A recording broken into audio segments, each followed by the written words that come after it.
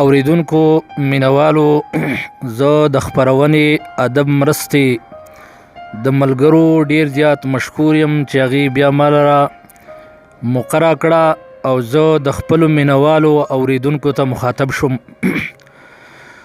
دا یو څو اشعار دي. وی د دې دنیا ښکلا پانی د سر په مخ وګوه،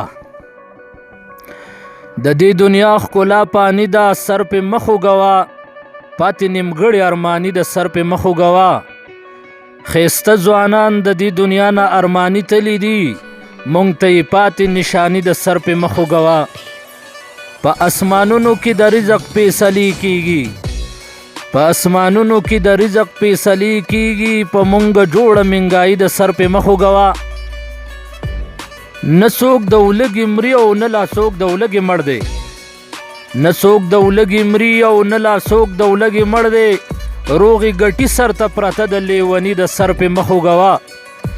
خو زه د وخت د حکمران نه یو ګیله لرمه، د هر چا ډیره غریبي د سر په مخ وګوه.